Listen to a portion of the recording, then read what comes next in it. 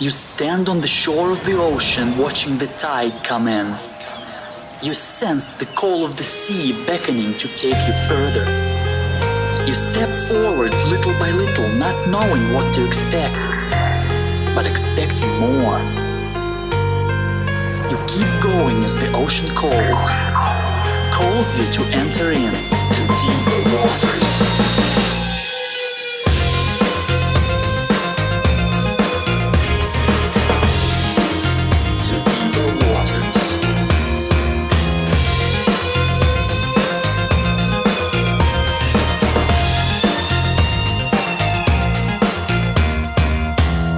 Hello everyone, I'm Nick Peters, host of the Deeper Waters podcast, coming to you live from my studio in my own apartment, which is just simply my office, here in Cumming, Georgia. I was hoping I'd have a guest for today, but things weren't working out, and we're still working on who's going to be on next week. I've got a few possibilities and such. I'm sorry for everything, the fault lies entirely with me. But today, my family recommended my parents and my wife, and when those two agree, they're great advisors, that I should do my own talk. And I figure I'd just go for an hour today or so. But this month, I'm going to talk a lot about marriage. So, when I'm at the Mention Bars conference in May, and you can go to a website, Mention Bars website, if you want to find out more about that. I think it's Greensboro, North Carolina. I'm going to be doing a breakout session talking about disabilities and Christian marriage. And marriage is something extremely important to me, and I'd really like you all to know why. See, back in August of 2009, I was actually working at the Christian Research Institute at the time. And I got off work, and I'd heard that Gary Habermas was going to be at Southern Evangelical Seminary.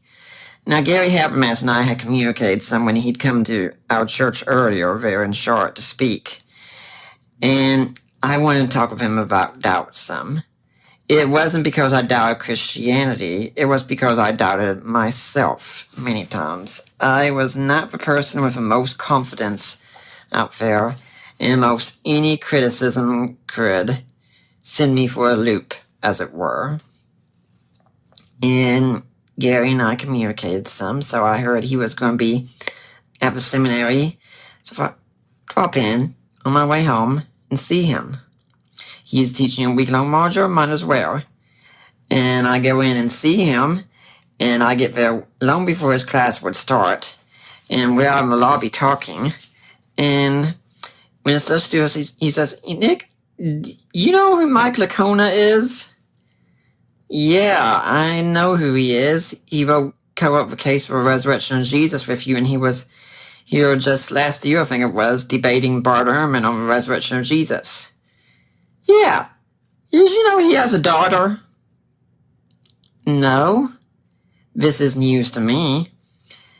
And I was thinking, she must not be that old at all, because Mike, he looks awfully young, And he said, "Yeah, he does have one." And I was talking back there with Frank Turek and some of the others here, and she's going through a hard time, and we were talking about her, and it got brought up that she has Asperger's, and Frank Turek said, well, Nick Peters has Asperger's, and I guess Gary just made the connection there between the two of us. And Gary invited me to sit in on his class for a little bit. I sat in on the first half of it. I didn't want to take up the whole thing because, there are people paying for the class and such. And I didn't just want to get a free gift or anything. But I went up to him during break because I'd been thinking about Mike's daughter, like I said. And he said, she's really lonely. And you know what she'd like more than anything else? A boyfriend. A boyfriend. Yep, I knew it, but I'd been down this road of internet relationships. I really didn't want to go down again, but I could be good and supportive. Interestingly, I found out later that the day he talked to me was actually her 19th birthday. Now, I sent her an email And I don't remember what I said, but she responded, and she was very kind, and I think her parents were okay with it because, Gary knows me, so I gotta be okay, alright? And when I was talking with her, she actually had a guy that she was trying to get back together with again.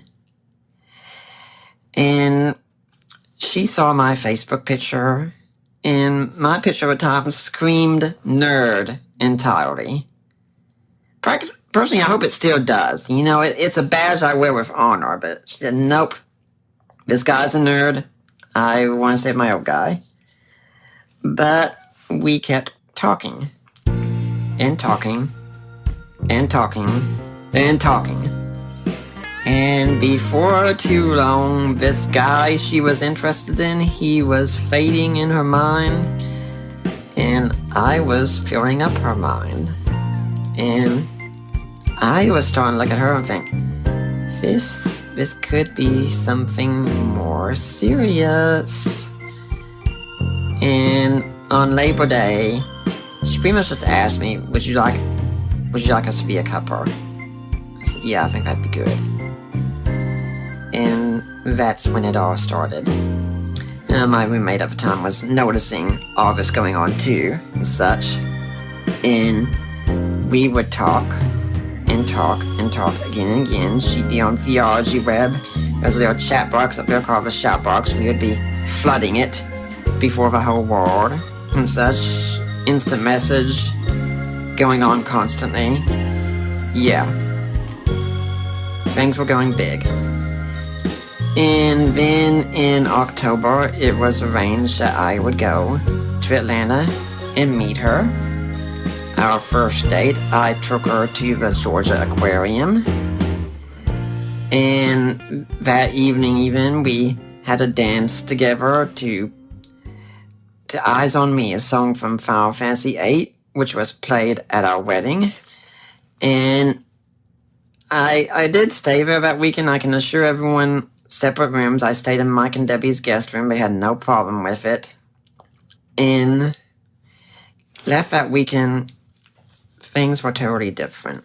And when I got back, my roommate David told our mutual friend Chris, we better start booking a wedding chaperone. Later that month, I took Allie to meet my parents, which was a very big step. I spent Thanksgiving with her family, and around that time, I was also searching for a ring. Yeah, it was that serious. And her parents knew this already. They were so supportive because my mother-in-law, at that time my future mother-in-law, gave me a gemstone that had been in her family and said she wanted me to use it. Now, she told us it was a pink sapphire, or told me that. We've gone to see a jeweler to have it cleaned before, and the jeweler said, no, it's not a pink sapphire. We don't know what it is, but it's a very pretty stone.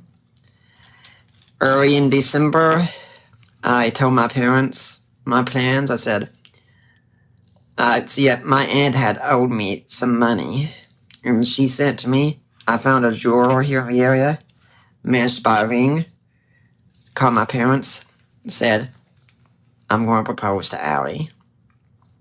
And I called her parents, and I asked for their blessing.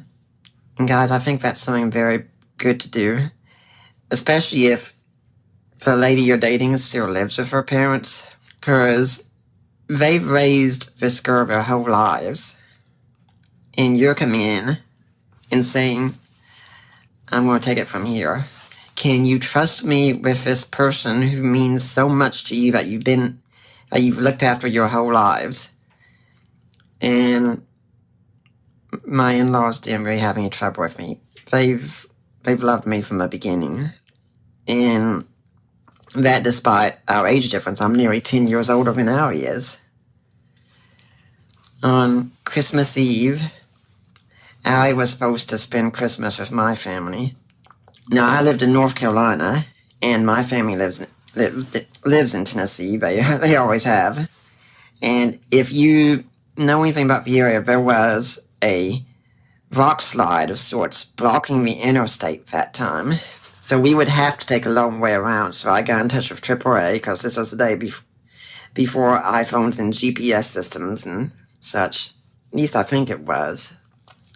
Even if I had an iPhone, I still would have needed to know the proper way to go because my phone would have kept going the route of the GPS. Yeah, I think I did have an iPhone, so scratch all that, but the GPS would have wanted to go via route, so I got another way to go. Anyway, I picked Allie up at the airport on Christmas Eve. Her parents had flown her in, and Allie was by herself. She was supposed to arrive at 1:04. She got there about 12:48 or so. I had gotten off work at noon that day, and I made it to the airport by around 12:30. And there was a statue of Queen Charlotte at the Charlotte Airport. It's got a star-shaped pool around it, and it's a fountain statue. And I told Allie I wanted her to go out there and see it. We've discussed it several times. She was totally oblivious to my plans. I think she was hoping I'd propose to her, but she had no idea it would be that soon over Christmas. But we're out there, and I've got this ring in the box in my pocket. And you pay attention here, guys, because I'm fumbling in my pocket. Because, when you pour it out and you open it, you want it to go the right way so the ring doesn't come far into the ground and such. I was doing some checks. Yep, that's how it opens, okay. And so finally I asked her a question I've been preparing for a while. And I say, Princess, have you ever thought about being a queen? Because I've always called her princess from the very start. And she says, only if you're the king. And I say, well, I guess you've made this easy for me. And I bend down on that one knee. Yep, I did this the classical way. And she is just shocked and stunned and just asked the question, Allie Lacona, will you marry me? And of course she says yes. And we're both happy and smiling and stunned because my cell phone went off at just that moment. And it was actually, we were thinking it was probably my mom. Because, my mom, she calls at the worst possible times. I was half right. It was my mother-in-law, my future mother-in-law, Debbie Lacona. And she wanted to let me know Allie's plane had arrived early. Rest assured, I did not check the phone when it called. I waited until we were done, then I went back and checked the message. But my mother-in-law has had this strange phobia that I would kind of hold this story over her head and use it as an embarrassment. And I would think people would know that I'm not that kind of person. I'm above that thing. I'm not going to go around and mention constantly that it was Debbie Lacona, my future mother-in-law, now my current mother-in-law, who called right in the middle of my proposal to her daughter. You see, I'm not the kind of guy who mentions that kind of thing. But we start the drive to Tennessee. I decided to call David on the way to tell him that I had popped the question and she had said yes. He knew this was coming. He'd already, in fact, moved out because he knew where everything was going. I couldn't reach him. And I called someone else. And then I see I got a voicemail from him. And I check out voice and he says, hey, Nick, I just want to say congratulations. Debbie's already put it up on Facebook. And that is Debbie who called when I was proposing to Allie, just so you know. And Allie's calling everyone she knows. We're all so busy and such. It's late, snowy drive. Getting to Knoxville, going through the Newport area, the northeastern Tennessee area and such. Roads I haven't been on. It's night. There's snow coming. I'm having to be extremely careful. So we are the last ones to get at our first stop, which is just the way I think it was meant to be. And keep in mind here, a lot of these people here, some of them might not have even heard of Allie at this point. But I tell Allie, I said, this is how it's going to be. Because she's got her ring on her left hand. And I say, Hey, follow my lead here. I take her left hand in my right hand and I cover up her ring intentionally. She knows about this. So I'll go in and I just, we're last ones getting in. Every eye is on us as we walk into the living room area. And I say, hey, everyone, this is Allie. She and I have been dating for a few months now, and as of a few hours ago, she's become somewhat more important in my life, and I release my hand, there's the ring, and I dive out of the way from every single woman rushing up there wanting to see that ring immediately. And we pretty much dominated Christmas that day. We went to my aunt's house next to a big family get-together, and did the same thing, showed everyone the ring, took a picture of it, and it was up on Facebook, everything.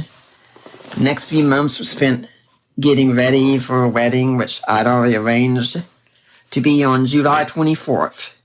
He didn't have a place yet, but it's going to be on July 24th. And in fact, it had been Allie's idea that where we get married, that Gary Habermas should perform the wedding since he introduced us. And he agreed to that.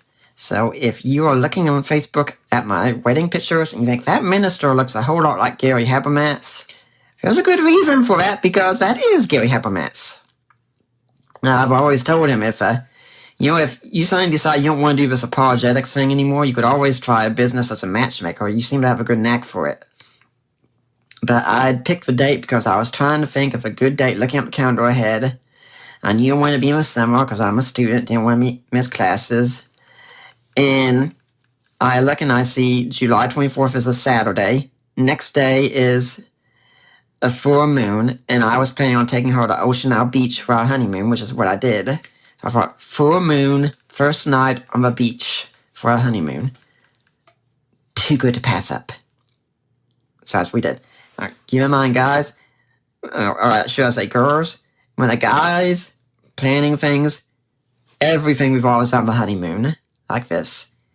Yeah, you know what we guys are thinking about. Now, the next month I go back to seminary, and, a lot of students know me on Facebook and such, but I go and wonder how many people know what's happened here. So I go to my mailbox there at seminary and put out a little brochure, talks about everything that's going on at seminary that week with prayer requests and praises and such. And there in that section, I see written, God's blessings on Nick Peters and Ari Lacona's engagement. Well, I guess the secret's out. And I'm in class, and my professor's talking about how he wants us all paying attention. He says, I don't want Nick just sitting over here daydreaming, rubbing his hands together, thinking, I'm getting married, which is true, by the way. Congratulations. Yeah, I mean, this was an exciting time. And I honestly don't remember much of what went on that 7 months there. I mean, it was a lot of wedding plans and my saying, yes, dear, whatever you want. Because, I mean, honestly, we men, the wedding is just pretty much for the women, for the most part. We men don't get into it as much. The main thing is, do we seal the deal? That's it. I was planning for honeymoon. That is the thing the men plan. Our wedding reception would normally be 20 minutes tops. Come think of it, we might have stayed at our wedding reception for 20 minutes. But our wedding was really essentially a fairy tale wedding. I mean, we were told something always goes wrong, don't worry about it. Well, I can't think of anything that went wrong. I really can't. Although knowing we had 2 groomsmen, each one accused the other one of being the one about to pass out. Neither one did. I can say the bachelor party beforehand, a few nights before, had to be one of the tamest bachelor parties of all time. Because pretty much I went up to David's apartment there. He was living at a big fancy apartment because he was a living assistant for a kid who had a stroke. And this kid's family was incredibly wealthy, so they hired David to help out. And we went to this kind of area upstairs, the top of a big pool and everything, except we didn't care about the pool. We went in one room with a big screen TV, And we played Super Smash Bros. All night long. Viva Smash Bros. Brawl. That was all we did. That was our bachelor party. Yep. But Allie and I had a great wedding. Her parents paid for us to have a limo to take us to a hotel that evening and such, and start our new lives together. And we went out the next day to Ocean Isle Beach. And guys, let me tell you a little tip here. I'm in ministry. I love my books. I love studying. But here's something I did. No Facebook. No emails. No books besides the Bible. The whole week. And I'd gotten in touch with my parents and her parents and said, we love you, but please do not contact us this week unless it is an emergency. Because guys, let me tell you, you're going to have all the time in the world to discuss what people said about the wedding later on. You're going to have all the time in the world to share things on Facebook and such. And it's my thing that when you start talking about what other people think about your wedding and talking about that over and over on a honeymoon, you're kind of inviting other people on your honeymoon unintentionally. Let that week be a week that you focus only on one another. And if you're in me and you like ministry, don't do ministry work that week. Now, of course, if someone comes to you up on the street and wants to know how to be saved and such, yeah, that's something different, or if some emergency pops up, but don't plan any ministry work, because you know what? Your new family is a ministry, and you need to be focused on it. Now, I wrote a lot about marriage before I got married. I wrote a lot about sex before I got married. I think it was good stuff. It was true stuff. I also think, to quote Thomas Aquinas, it was as straw compared to everything I know now. Because, you know, once you have it, once you get married, it changes you. You're different. And people started noticing around me, especially. One of the things I like to talk about, for instance, is some people might be surprised to know it, is that I'm terrified of water. Now, I don't mean that, like I've got a glass of water here that I'm drinking. That doesn't scare me, okay? But I'm talking about getting in water.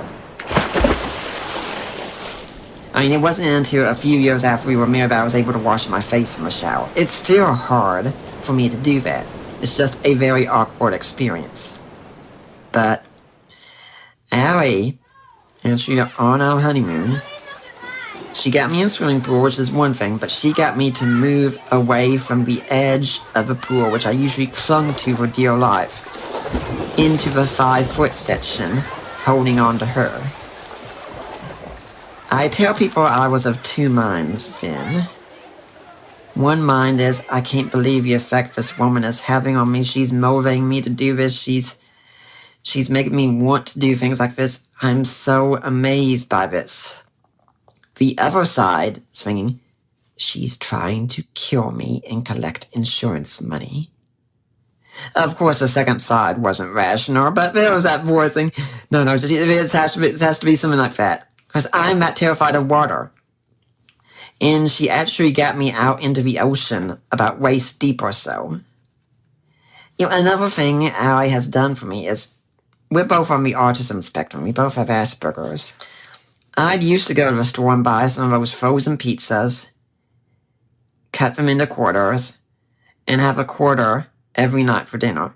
You'd go to our freezer and you'd see 3 or 4 in there.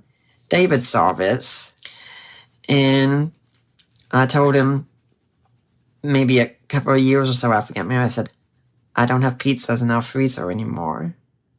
Wow. Why? Because Allie's actually got me to expand my diet. I can go to many, many more restaurants now than I could beforehand.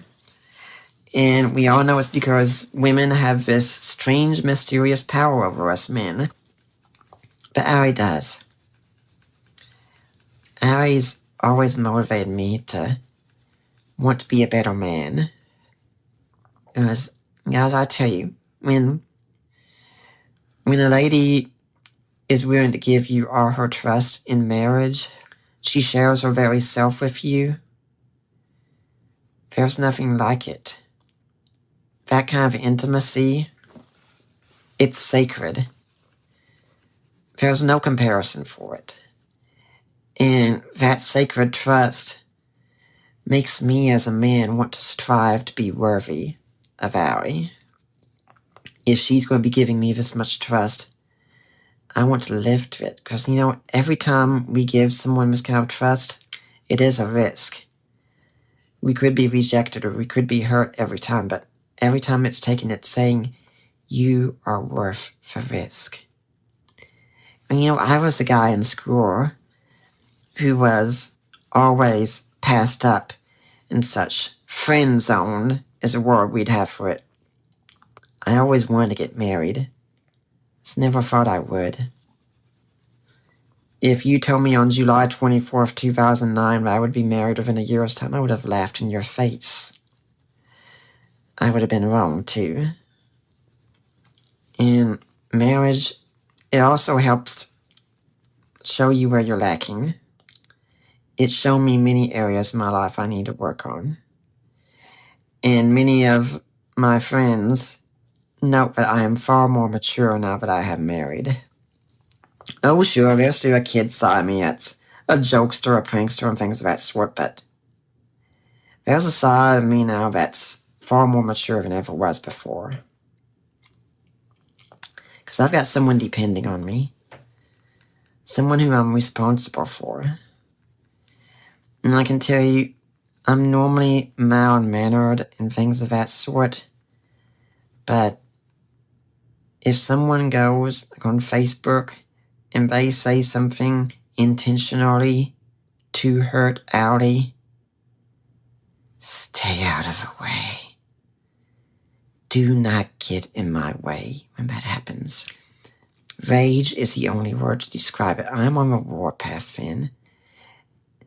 And my philosophy is we do not negotiate with terrorists. I take no prisoners at this point. Because I know those things deeply hurt Audi. Far more than others probably realize. And I do not put up with it. I am her knight at that point, and I deal with anyone who wants to go against her. I think people who know this who are on Facebook know. If this happens, sit back, pop some popcorn, enjoy the show. Because when her husband shows up, it's going to get nasty. He is going to go after someone, and he will not stop. No, I don't. Ari is, aside from Jesus Christ, the greatest force of good for me in my life. And I'm so passionate about marriage because I see so many people are screwing things up. And I'm not perfect in it either. I still got a lot to learn. We go see a therapist together because we're still learning and such, but I try. I regularly get marriage books on my Kindle when they go on sale and read through them in addition to my apologetics books because I want to succeed at marriage so much. And I cringe when I look at the mistakes that I see young people making, especially. Mistakes they're making in the areas of sex and marriage they do not realize is going to hurt them. And one thing I can say that I'm thankful for, Allie and I were virgins on the night of our wedding. Allie is the only person I've ever made love to. And I'm the only person she's ever made love to. We have that sacred trust. And it is something beautiful. That I am the only person in the world she trusts entirely with herself. And while I've been shy many times in the past before, it never has been shyness around Ari. Not like that. I think Ari is the only woman who really looks at me and sees what she thinks is a good-looking man. I still don't understand that.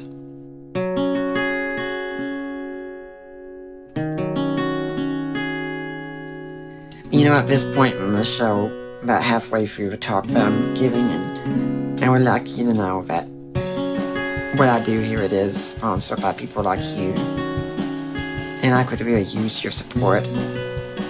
Please go to deeperwatersapologetics.com, and there's a link on the side, help support the work of Deeper Waters Christian Ministries. You click on that link, and you get taken to the ministry of Risen Jesus, my in-laws, including Debbie, who called when I was proposing. And you talk with me, or Allie, or Mike, or Debbie, and let us know that you made a donation, you wanted to go to us, you want to go to Deeper Waters. We will get that. It will be tax deductible. And you can buy ebooks I've written or co-written, such as A Creed for the Ages, The Apostles' Creed in Today's Christian, or God and Natural Disasters, or Groundlets, Christian Answers to Generation's Questions, and especially Defining Inerrancy. And we have a jewelry store. If you guys are thinking of popping a question on Valentine's Day, go to the store. Wherever you purchase, 25% goes to Deeper Waters. And guys, please go on iTunes and leave some positive reviews. I love to see them, and it's been a while since I've seen a new one. I check it regularly. I'd like to know you're listening to a show and you like it. But anyway, I see a lot of young people making mistakes. Guys, let me tell you one. I know a lot of women struggle with this one, but we men, we're the ones who normally do. And this is something I never struggled with, but I know many guys do. And guys, get rid of porn. Okay? There is nothing that can beat a real woman right before you. A woman who actually wants you and cares about you and trusts you for very self. See, when I see Allie doesn't have to compete with several other women I've seen in pornography. It's her and her alone. And guys, there are some men that have been so conditioned by pornography, they have to take Viagra in their 20s. Because a real woman can no longer arouse them because they've seen so many fake ones. Guys, do you really want that to be you? Do you really want to be in your 20s and having to take Viagra just to make love to your wife? And if you have to take it at your 20s, imagine what it's going to be like in your 30s and your 40s. Is that what you want? There's no gain from pornography. It doesn't require you to be a man. It doesn't require you to go out there and actually impress a woman and win her heart. All you have to do is make a few clicks and you get something. Be a man. Go out there and actually get the woman. And I can tell you, you can have a whole lot more joy with a real woman than you can with an image on a screen. Yes, if you do porn, you're throwing away a part of your sexuality very early on. Look, I get it. Women are beautiful. They are very beautiful. You want to know what's underneath all those clothes. Yes, you do. Earn that privilege. Live with a woman in such a way that she will give you that trust. Now, women, let's talk to you. Okay? I get it. You want to be loved. I know you do. But, you know what? You have to ask yourself, how much does a guy think I am worth? How much? The medieval philosophers, they would all say that every human being is worth more than the universe. And it's true. Every single one of you out there is worth the price of the death of the Son of God in God's eyes. He paid that much for you. That's how much you're worth. You know what? When you reveal your entire body to a man and you have sex with him, you're telling him also what it takes to get you. What does it take? Does it just take dinner and a movie? Or 3 dates? Or a month? Or a few months? Or engagement? Or a year? Or such? How much does it take? How about if it takes this? How about if it takes a lifetime commitment, paid in advance, as it were, beforehand? But a man has to stand before a man and God and say, I do to you, and commit his whole life exclusively to you before you are going to give him everything you have with your body. And if a man says, well, I'm not willing, and you know what? That is a man who really doesn't care about you. He cares more about what he can get from you. Just because a man has sex with you, girls, it doesn't mean he loves you. He could, but it doesn't mean it. All you know at that point is he loves sex with you. And if you weren't willing to give, and he's not loving you, then I guess you have your answer. But make him really pursue you. Pursue you all the way to the altar. Because girls, you are worth it. When you give your bodies away in advance, without that commitment, you're really cheapening yourselves. Every time my wife shares her body with me, it's still something truly beautiful, something sacred and awesome. It's a privilege I don't take lightly. And when it comes to sex, I really hesitate to use the word because it's so emotional and mystical at times, but magical is the only way I can describe it. There is something powerful and transforming about the act. There is something unique when Ari gives me her entire body in trust and desire, and I do the same thing to her. There's really nothing that compares to it. And some of you out there might be thinking, well, I don't see what the big deal is. It's just sex. Well, you know what? As soon as you say that, you've already cheapened that as well. It's just sex. So you're saying sex is really no big deal. It's just something you do. Well, it is a big deal. It's not just something you do. It's a communication you make with your body that tells you how much the other person is worth to you. I could compare it to nuclear energy. If you have nuclear energy and it's being contained within the right parameters and guidelines in a power plant and things of that sort, it has wonderful results that bless everyone who uses it. But if you mishandle nuclear energy, you treat it wrongly, and you don't use it the way it was meant to be used, you get something like Chernobyl, a disaster. And sex is far more powerful than anything nuclear is. Please also, don't be living together before you get married.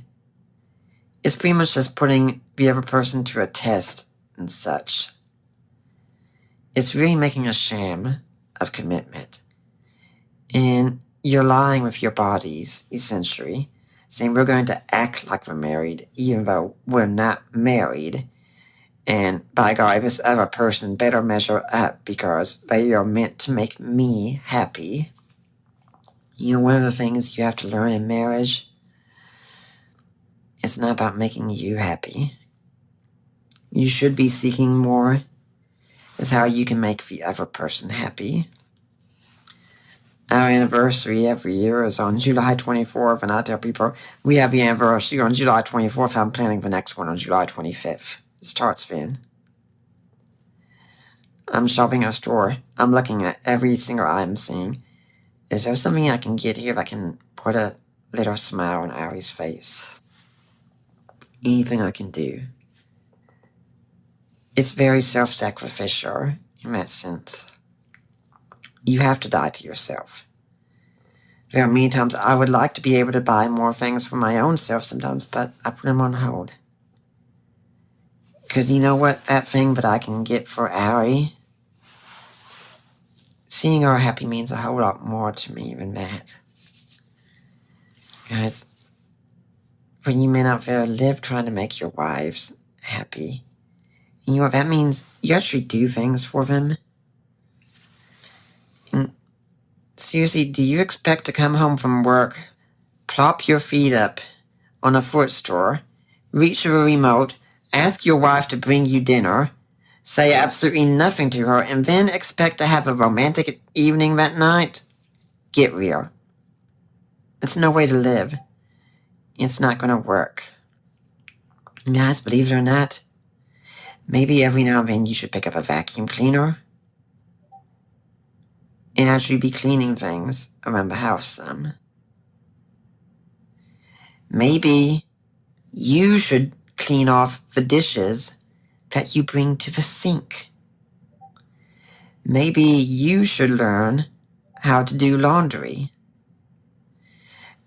Maybe you should learn how to cook. Now, some of you, if your wives say, please don't, if they say you're messing things up worse and such, then be willing to leave it at that. But try and be supportive. Whatever your wife's love language is, please learn it. My wife's love language is gifts. It's one reason I'm always shopping for gifts. I want to give her things. I want to surprise her entirely. Guys, you can't do absolutely nothing with your wives and expect her to want to be romantic with you in the evening, because you've spent all day at that point turning her off. What will really impress her is when you start helping her out some. You know, you women on the other hand, you don't really realize it, but every man is really insecure. Every man wants to one-up every other man and show that he is the man. I remember when I worked at CRI, at a time I was sitting down talking to two of my co-workers in the kitchen area, and we were talking together, and we started talking about the most physically painful events we had gone through in our lives. And after a while, I noticed something. Every time one of us got done telling a story, another one of us had to come and tell a story of something even more physically painful we had gone through. Yes, we men compete like this with one another. It sounds stupid to you women, and maybe it is stupid, but we do. We want to know that we're the men. We always fear being exposed, not being men. By the way, I'm pretty confident I won that challenge because I've gone through back surgery. Beat that. No one could that time. But your man is always asking, am I a man? If he does anything romantic for you, please don't criticize him. He's trying. And if you give him criticism, he will get the message of, okay, I guess I'm not going to do this anymore. If he decides he's going to do the dishes for you, and he puts them in the wrong way or he doesn't clean them the right way, by all means, you'll go and want to correct him so that he can do better next time, but make sure to thank him first. He didn't have to do it at all. If the first thing you have for him is criticism, he will learn. Don't do this. Instead say something, honey, I really appreciate this. You did a good job. Here, let me show you something. This can make it even better for next time. Be gentle with how you treat him. Your man is much more fragile than you realize. Many men take so much comfort in the praise of their women Because praise from a woman says, "You are my man and I delight in you." And criticism from his woman says, "You do not measure up. You are not good enough for me." This definitely comes through the area of sex. Ladies, I get you're not going to say yes, most likely every time your man comes to you want to have sex. But you know, if you make it a habit of saying no consistently, he's going to get the message. You know what message is going to be? It's going to be, I'm not appealing. I'm not desired. I'm not the man to her. That's not the message you want to send. I get it. But that's the message he gets. If you have to say no,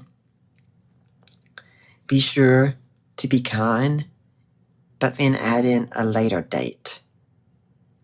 A date when you will be ready.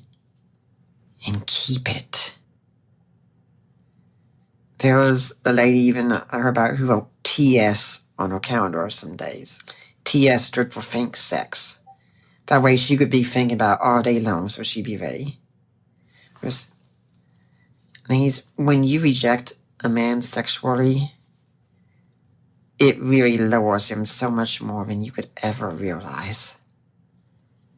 Because at that point, he feels like a failure. And he feels undesired to the only woman he gives himself to. And when it does happen,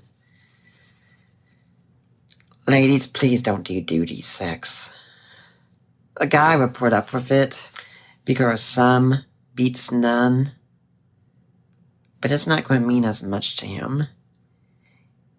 He doesn't want you to have sex with him just because, you feel like you have to, and can we please just get this over with? I want to see what's on TV, things like that.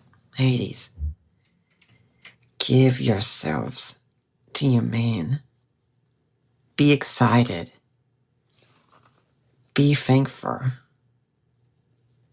Both of you can appreciate one another. This is something exclusive you share. And you know what? God made it to be enjoyed, and it's meant to bind a husband and a wife together. I mean, Paul even says in 1 Corinthians, do not deny one another except by mutual consent, and even then for only a short time because of temptation. And your man lives in a world of temptation. I've described it to women. Here's how. Imagine you are on a diet. You desperately want to lose those last 10 pounds or so, okay? But you're shopping at the grocery store and you're going through the ice cream section or the cookies section or whatever it is for you. The chocolate section, whatever it is that is your big temptation. That is what your man feels to an extent, though not nearly that level, every day in a world where he's surrounded in a world where sex sells and women are constantly displaying their bodies. Sometimes intentionally, sometimes unintentionally. Sometimes women just pick something out in the morning because they feel comfortable and they think it looks nice. They don't realize the way we men are all looking. Your man is in a minefield, and he holds his eyes away from all these women all day long, and he comes home to you for one woman he gives himself to and who he can give himself to and who can give himself to him, and gets told no. It seems like it doesn't mean a thing to you at the time. It's devastating. I would say there's an exception to this. If the man is struggling with pornography and such, and he's not really working on it, I can definitely understand saying no at that extent. Because your man really is telling you you're not worth that much. He'll just replace you with someone else. I want to be clear also on something else in marriage. There is never any excuse for abuse. Never. Ladies, if you are being emotionally or physically or sexually abused, or even you men, if you're in this kind of situation, but if any spouse is in a situation where they are being abused, get out. Get help for yourself. Try and convince your spouse to get help, and do not go back with them until you see they have been seriously taking change and working on it. You do not need to put yourself at risk that way. So, those are the cases where I definitely understand saying no to sex. But, you ladies, I can't guarantee you how much it means to you all, because after all, I'm not a woman. But it means everything, really, to us men. A man wakes up in the morning, that's one of the first things he's thinking about. He can't help it. It's the way his body works. It's been said that a man will think about sex most every 7 seconds. I'm still amazed by my wife's body. I still love kissing her and everything. It is still a sacred privilege to me. And we men, we love it when we are wanted and desired and pursued. When you put effort into this, it tells us how much we are worth. And when you work to make yourself look good for us as best you can, it tells us how much you're worth. So I can guarantee you, if a man at home has a fulfilling sex life, he will be able to walk with his head held high everywhere else he goes and be much more confident in the world. Of course he is. He's the man. He knows he is, because look at how his wife treats him. And your husband will be the guy that all the other guys are jealous of. And for you men, remember, give yourselves as much as you can to your wife. The scripture is very clear. Love your wives as Christ loved the church, so much so you're even willing to give your life for her. Sacrifice constantly. This woman is a sacred gift. Treasure her and love her. And if you do have struggles in your marriage, there's no shame in getting counseling.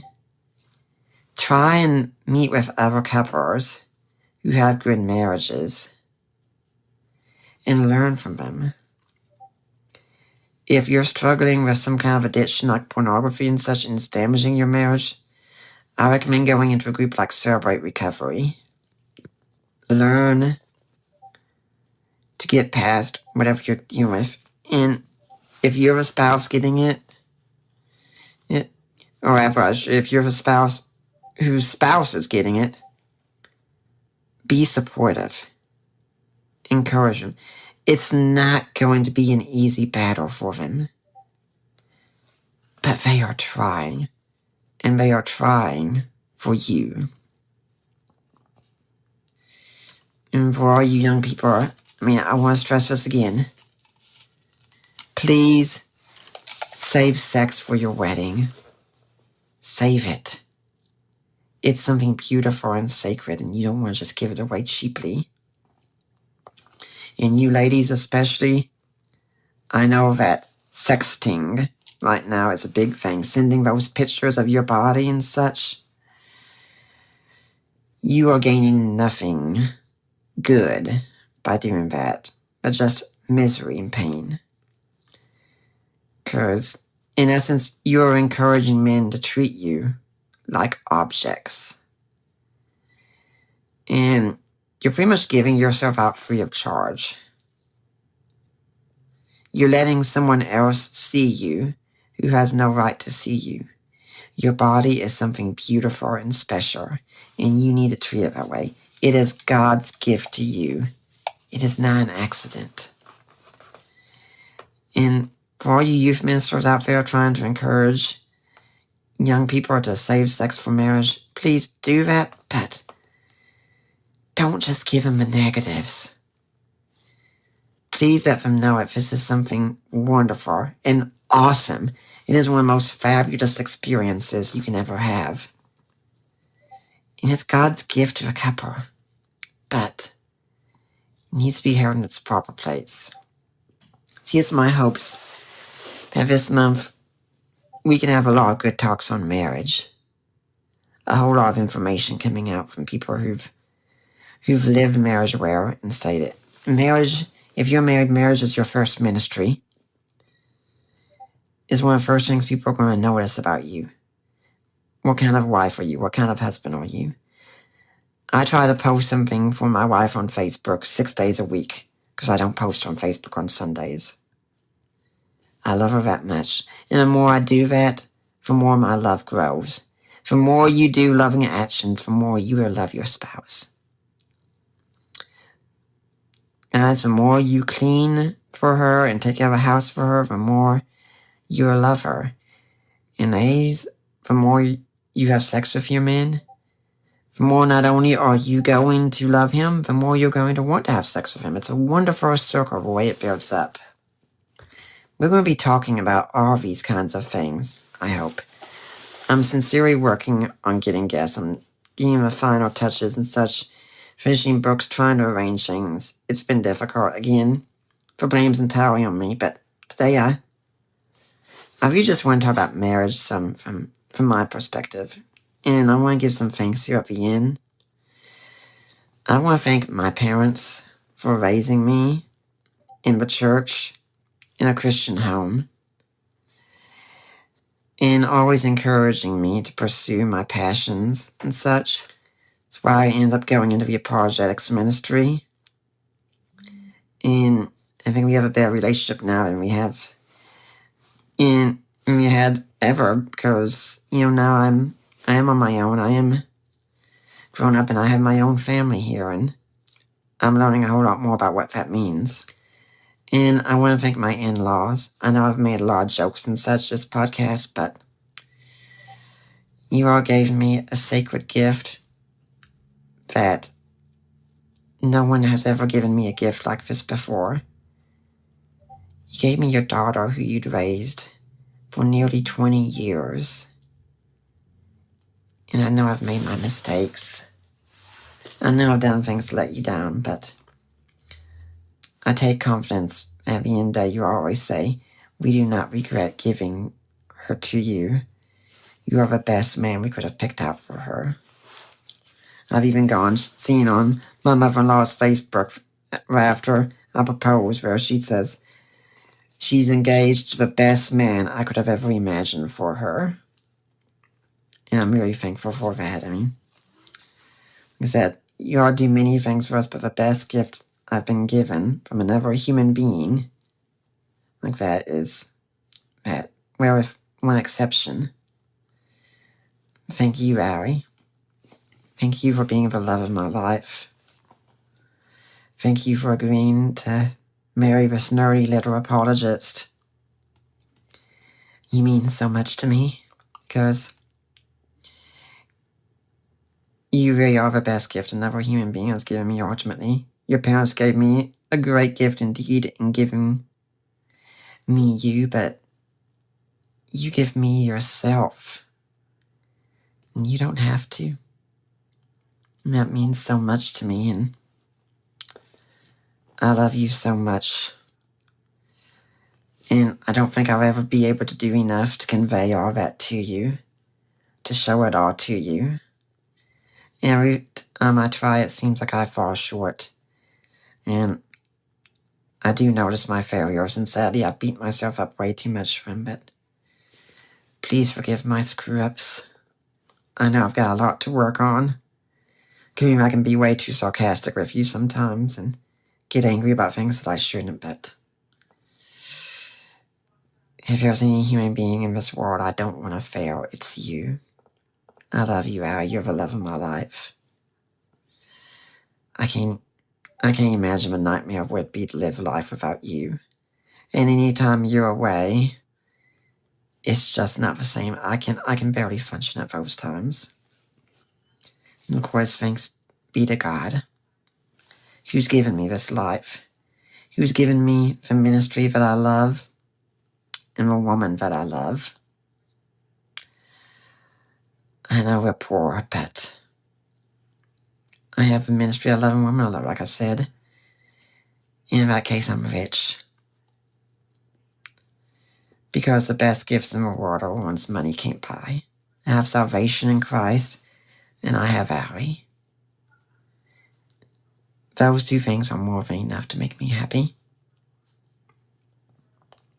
To all you listeners of the Deeper Waters podcast, thank you for listening. I really hope I haven't bored you and such too much today. This was something I kind of put together last minute impromptu. There's no script here.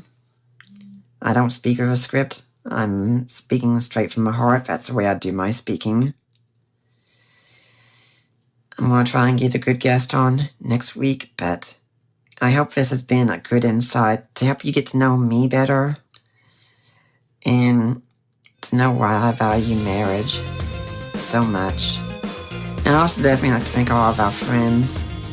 Too many to name, but all of you who are so supportive and encouraging of us. It means so much. Wherever we've gone, we've found friends. And that's something wonderful. Because now, I'm Nick Peters, and I'm signing off.